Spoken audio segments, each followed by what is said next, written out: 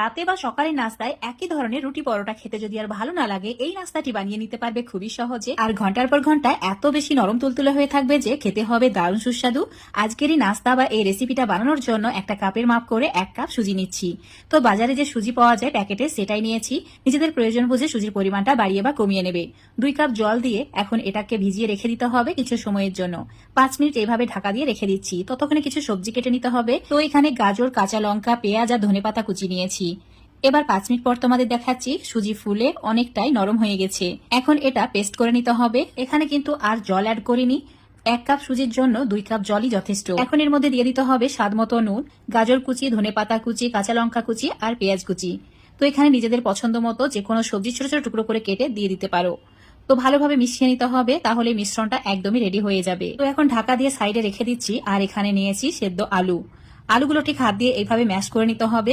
খুব বেশি মসৃণ করার প্রয়োজনে এভাবে ম্যাশ করে রেখে দিচ্ছি। এবার চুলোর উপর একটা ফ্রাই প্যান নিতে হবে। দিয়ে দিতে হবে 2 চামচ তেল। রেগুলার রান্নাতে যে তেল ব্যবহার করি সেটাই নিয়েছি। তেল গরম হয়ে গেলে অ্যাড করে দিতে হবে 1/2 চামচ ধনের গুঁড়ো, আর দিয়ে দিতে হবে 1/2 চামচ হলুদ গুঁড়ো, 1/2 চামচ লঙ্কার গুঁড়ো আর 1/2 চামচ জিরের গুঁড়ো। আর দিয়ে দিচ্ছি স্বাদ মতো নুন। এখানে আলুর জন্য যতটুকু নুন প্রয়োজন ততটুকুই অ্যাড করেছি। দিয়ে দিচ্ছি সামান্য পরিমাণে আদা রসুন বাটা। এবারে মশলাটা 1 মিনিট এভাবে লো ফ্লেমে কষিয়ে নিয়েছি। তারপর সেদ্ধ করে রাখা আলু দিয়ে দিচ্ছি। তো আলুটা ভালোভাবে মশলার সঙ্গে একটু কষিয়ে নিতে হবে। চুলোর ফ্লেম মিডিয়াম টু লো রেখে আলুটা ভালোভাবে কষিয়ে নিয়েছি। এবার দিয়ে দিচ্ছি 1/2 চামচ গরম মশলার গুঁড়ো। তারপর ভালো করে গরম মশলার গুঁড়ো আলুর সঙ্গে মিশিয়ে নিতে হবে।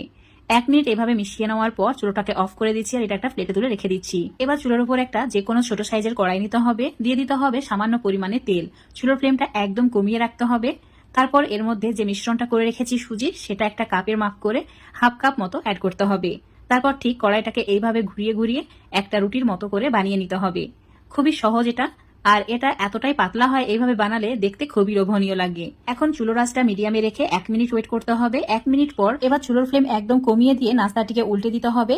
তারপর এই সাইডে সামান্য পরিমাণে আলুর মিশ্রণ এভাবে চ্যাপটা করে ছড়িয়ে দিতে হবে। তারপর নিজেদের পছন্দ মতো ভাজ করে নিলেই এটা রেডি হয়ে যাবে। এখানে আমি চৌকো করে ভাজ করে নিচ্ছি, তোমরা চাইলে রোল করেও নিতে পারো। এই নাস্তাটি বানানো এতটাই সহজ যে সকালবেলায় হাতে সময় না থাকলে একদম ঝটপট বানিয়ে নিতে পারবে।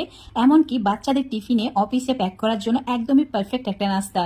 অনেকক্ষণ পর্যন্ত নরম তুলতুলে হয়ে থাকে, খেতে খুবই সুস্বাদু হয়। এমনকি অতিথি আপ্যায়নেও বানিয়ে নিতে পারো। আজকের এই নাস্তা রেসিপিটা যদি তোমাদের ভালো লেগে থাকে অবশ্যই বাড়িতে এইভাবে একবার বানিয়ে খেয়ে দেখবে, তারপর কমেন্ট করে জানাবে। আর রেসিপিটা যদি ফেসবুক পেজ থেকে দেখো অবশ্যই পেজটাকে ফলো করে নেবে। ইউটিউব থেকে দেখলে চ্যানেলটাকে সাবস্ক্রাইব করে রাখবে আরো এরকম রেসিপিগুলো পাওয়ার জন্য। দেখতে পাচ্ছ কতটা লোভনীয় হয়েছে। ছোট বাচ্চারা এত বেশি পছন্দ করবে যে প্রত্যেকদিন তোমাকে রিকোয়েস্ট করবে স্কুল টিফিনে এটাই দেওয়ার জন্য। আর এই সুজির নাস্তাটি খেতে এতটাই সুস্বাদু যে